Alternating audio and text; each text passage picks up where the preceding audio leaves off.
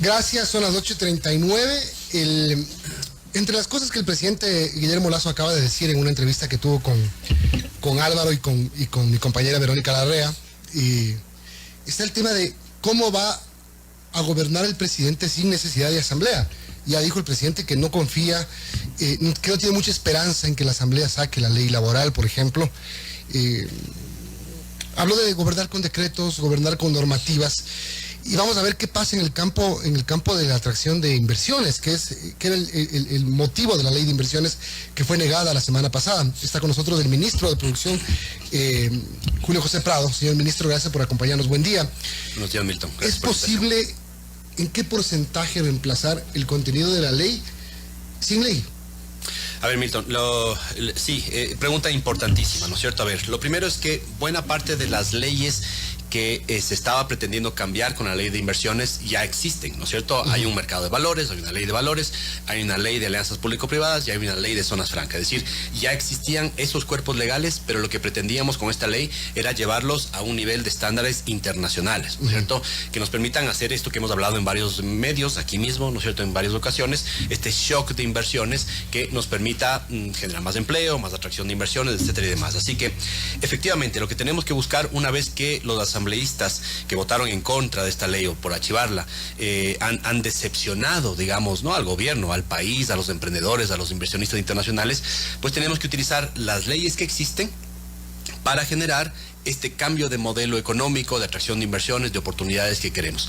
¿Lo podemos hacer? Sí, pero evidentemente no en las mismas condiciones o quizás con la misma velocidad que se podía hacer si es que hubiésemos tenido este paquete de la ley de inversiones, que era uno de los más importantes que se ha presentado en los últimos años en el Ecuador. Por otro lado, la pregunta. La ley de inversiones ofrecía 30.000 millones de inversiones. Sin ley de inversiones, ¿cuánto podrán traer? A ver, teníamos tres grandes objetivos en la ley de inversiones. El primer gran bloque, atraer más capital financiero, de capitales, de inversionistas internacionales a la bolsa de valores. Este es un tema que no se ha hablado en el Ecuador, es decir, estamos dolarizados, tenemos una moneda fuerte, tenemos un buen sistema financiero, pero la bolsa de valores ha sido muy pequeñita, muy chiquitita. Ahí el objetivo, y para que todos lo conozcan, Milton, muy claramente, era llegar a los estándares de lo que tiene, por ejemplo, la Alianza del Pacífico, es decir, bolsas de valores unificadas entre sí, entre los 4 países, Chile, Colombia, Perú y ahora México, y próximamente, como nos vamos a juntar a la Alianza del Pacífico, que el Ecuador tenga ese mismo nivel de estándar. Así que es el primer elemento. La cifra que usted menciona, Milton, tiene que ver con 30.000 millones de dólares en alianzas público-privadas. Esto cerca de 50 proyectos de todo tipo, carreteras, puertos, aeropuertos, y temas de eólicos, temas de hidroeléctricos, temas solares, en los cuales vamos a seguir trabajando. Tenemos identificados esos proyectos.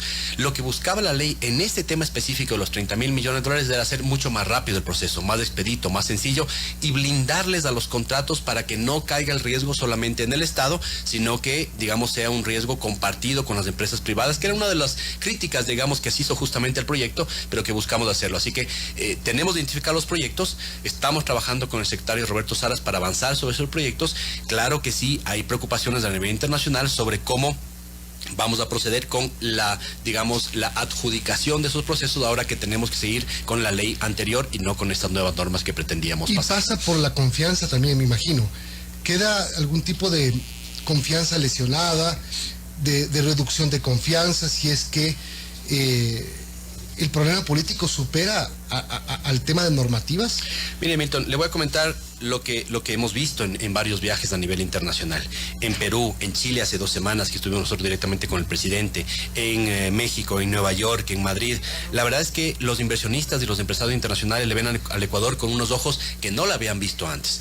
Y claro, estaban esperanzados de alguna forma también porque nosotros pusimos en la palestra internacional estas reformas que estamos haciendo, la reforma fiscal de noviembre del año pasado, la reforma actual que estuvimos tratando de pasar en la Asamblea y la reforma laboral que vendrá. Estos 3 cuerpos legales son importantes para atraer inversiones porque nos ponen a un nivel similar a lo que han tenido otros países de América Latina. Ahora, lo cierto es que los inversionistas saben que este tipo de tropiezos en el camino de América Latina, que sucede en todos los países, en Chile, en Colombia, en Perú, sin dudas, no les va a frenar para atraer inversiones a un país que tiene muchísimas oportunidades. Entonces, la muestra de esto, Milton, ha sido que, de hecho, la semana pasada, el día viernes, aprobamos 415 millones de dólares en contratos de inversión. El contrato de inversión, para que todos lo sepan, es una figura que ya se creó, de hecho se creó en el correísmo, ¿no? Una figura para poder blindar las inversiones extranjeras. demás. Estamos utilizando esa misma ley reformada, porque logramos reformarla, de hecho, algunos elementos de los contratos de inversión en noviembre del año pasado en la Ley de Desarrollo Económico, y con esa ley estamos esperando un nivel de atracción de inversiones superior a los 3.000 millones de dólares privados. Eso no son proyectos público-privados, son proyectos privados durante los próximos meses, ¿no? Y parte de eso son los 400 que acabo de anunciar el día viernes. Bueno, me imagino que ahora lo que tienen que hacer es buscar en las normativas, buscar en los reglamentos, decretos ejecutivos, acuerdos ministeriales. Es decir, hay un sinnúmero de cosas que se pueden encontrar, que pueden servir, cambiándolos, repotenciándolos, reformándolos, para poder seguir así, seguir adelante. Así es, Milton. A ver, el plan A evidentemente siempre fue tener una ley de inversiones bien trabajada, con el consenso de la Asamblea, y déjeme decirle, nosotros estuvimos metidos un mes entero en la Asamblea, en conversaciones técnicas con diferentes asambleístas, en la Comisión de Desarrollo Económico sobre todo.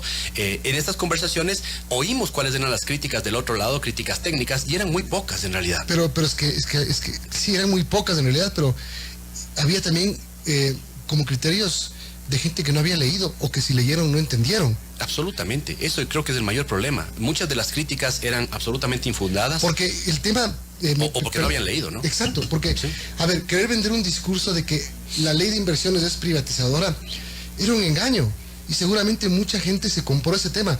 Digo, ¿por qué era un engaño? Porque lo prohíbe la Constitución, así de sencillo. Si tú quieres privatizar algo, tienes que cambiar la Constitución, simple. Sí. Eso era un discurso medio cortado, pero que muchos lo compraron. Digo, también había la mala fe, ¿o no? Yo creo que sí. En el fondo, mira, Milton, nosotros durante este mes, ¿no es cierto?, contando con el resto de ministros que salieron en medios y demás, tenemos más de 200 entrevistas realizadas en medios. Las hemos contabilizado. Solamente yo tengo más de 70 entrevistas públicas en medios, notas de prensa y demás, más todas las reuniones que he tenido con gremios locales e internacionales para explicar la ley. Lo hicimos también con los asambleístas. En la mesa de trabajo se presentaron propuestas, las acogimos muchas de ellas en el informe para segundo debate, y ese informe nunca llegó al pleno de la Asamblea. Así que parece evidentemente que el tema no era la ley. Podíamos haber cambiado la ley, mejorado la ley, que era nuestro objetivo, pero nunca hubo la voluntad política, diría yo, para poder reformar esta ley, sino básicamente pasar a archivarla por básicamente propuestas o posturas políticas que no ayudan al país. Por eso es que te decía al inicio, Milton, esto es una decepción, digamos, evidentemente para la gente que estaba esperanzada en poder tener más inversiones que generen más empleo.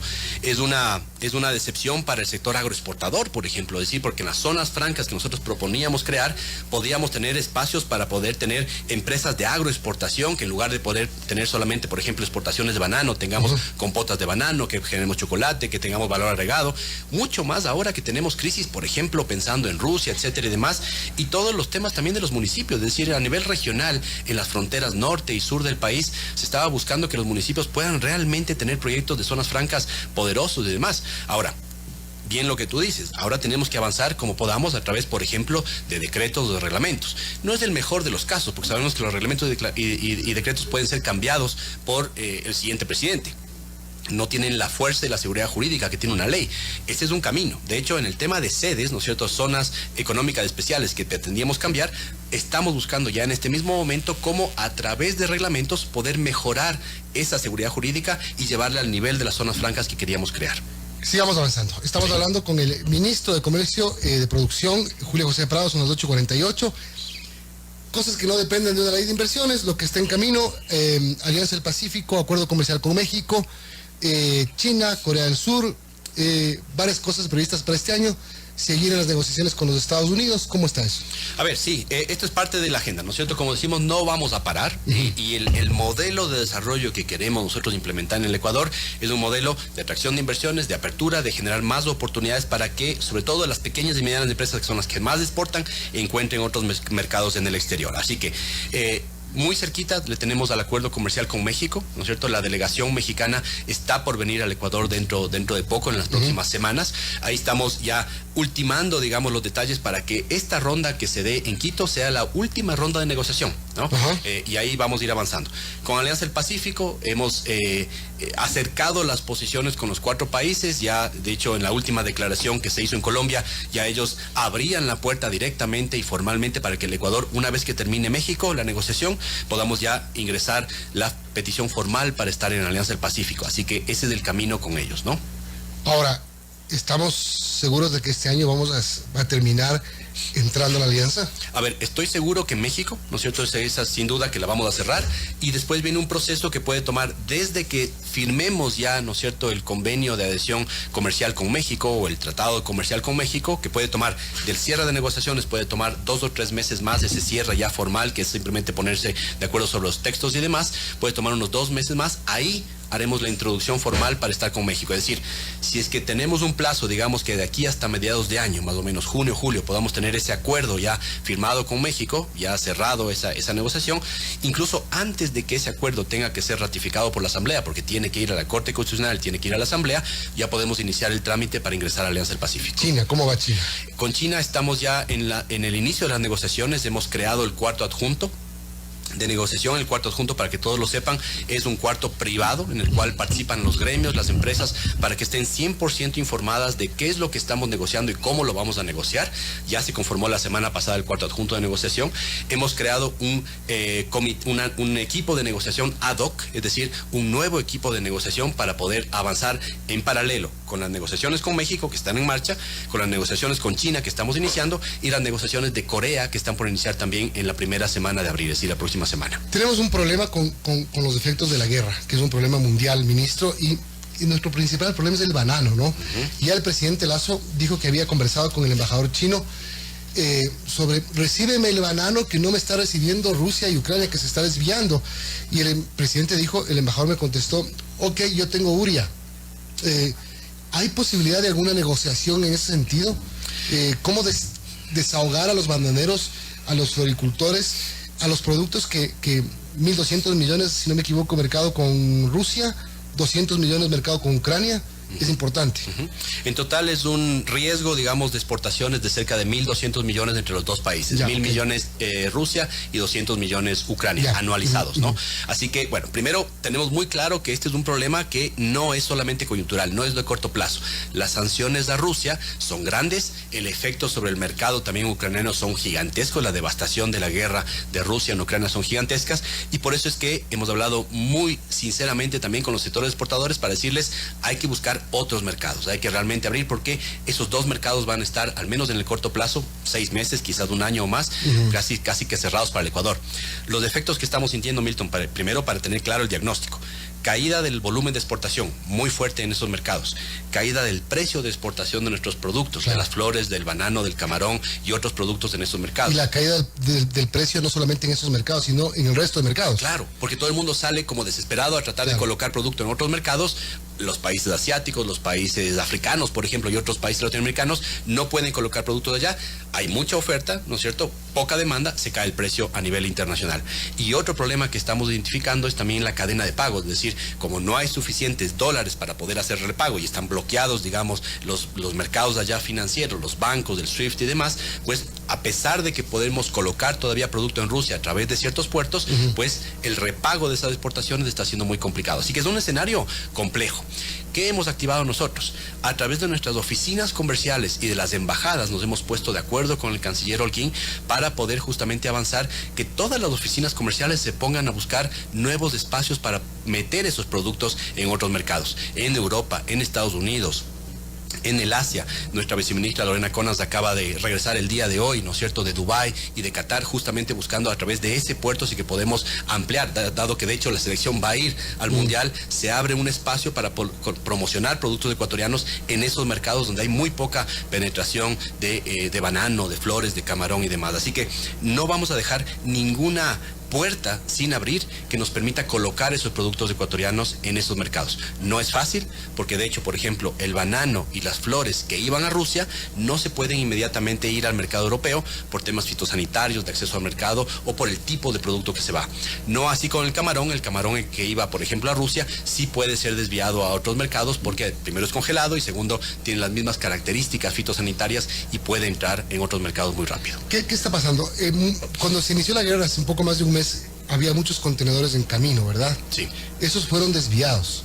A ver, en muchos casos desviados, en el caso del camarón, por ejemplo, los contenedores que iban a Rusia, que son cerca de anualizados, son cerca de 250 millones de dólares en camarón que van allá, pudieron desviar eso hacia otros países. En el caso del camarón era un poco más fácil que en otros casos.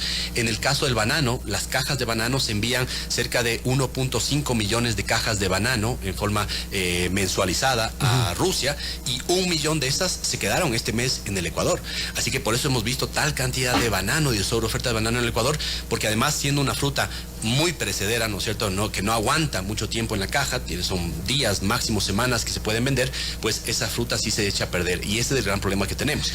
En el banano es el mayor problema. El banano es el mayor problema porque son cerca de 750 millones de dólares anuales que se envían a Rusia, y tenemos otro problema que no lo hemos comentado, Milton, y que nos va a generar un problema adicional en los mercados, ya en otros mercados, no solamente de exportación, que es la importación de urea, la importación de fertilizantes y todo lo que tiene que ver con temas para la agroindustria. Ese es un problema grave porque incluso ya se están encareciendo de una manera desmedida el tema de los fertilizantes, de los insumos agrícolas. Correcto, entonces ahí ¿Cómo paliar eso? Exacto, porque Ucrania, básicamente Ucrania, también Rusia, producen ese tipo de químicos. Los dos, por ejemplo, en el caso de aceite de girasol, resulta que Ucrania es el mayor productor de aceite de girasol en el mundo, y esas cosechas están devastadas, no se puede sacar ese producto. Entonces estamos viendo ya un encarecimiento a nivel global de esos insumos, y también de algunos productos como la urea y demás, que se han subido también mucho de precio. Entonces, ¿qué estamos haciendo? Estamos buscando no solo colocar productos de exportación en esos mercados, sino tratar de buscar proveedores potenciales a nivel internacional de nuevos insumos, ¿no es cierto?, para la agricultura.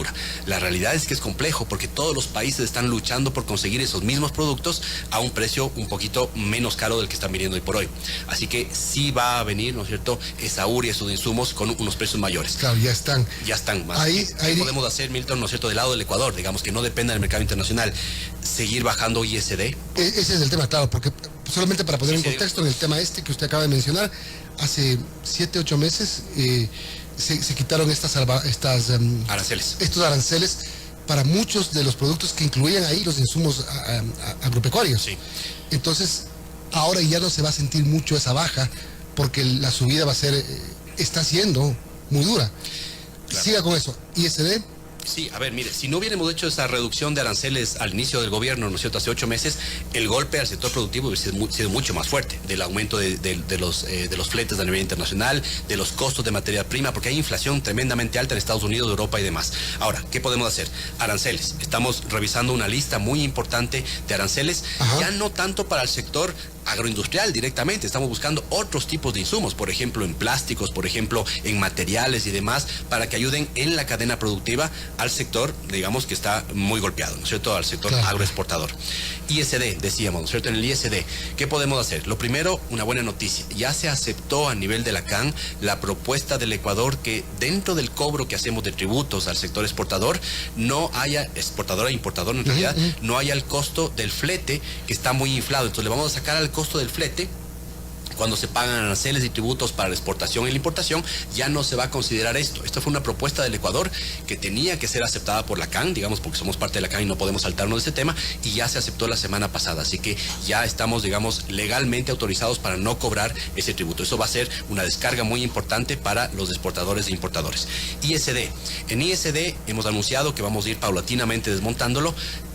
Creemos que podemos tener un espacio para buscar ISDs o para ciertos sectores, por ejemplo, para fertilizantes, insumos y demás, quitarlos, o quizás buscar algo para acelerar. O sea, para ciertos sectores no programados. Exactamente. Porque claro, el problema termina siendo que el pequeño agricultor es el que termina sufriendo las consecuencias digamos, todos sufren, pero más de ellos que no tienen mucha capacidad adquisitiva y necesitan del fertilizante, necesitan del abono, necesitan de los fungicidas, etcétera, para poder trabajar sus pequeños cultivos. Así es. Ese es un problema. Ese es un problema. Y el otro tema también que hemos conversado con los sectores productivos, Milton, y creo que ha sido muy fructífera la conversación, es que también el sector privado nos ayuda a encontrar alternativas, es decir, entre privados, por ejemplo, que busquen opciones para utilizar ese banano y utilizarlos en temas de desayunos escolares, o que lo comiencen a convertir en pan de banano o en harina y demás. No es fácil porque no estamos buscar una listos para oportunidad dentro de esta crisis. Dentro de la crisis. Que en este momento originada por una guerra brutal. Así es, que no depende del Ecuador, no es generada por nosotros, pero lo estamos sintiendo el coletazo.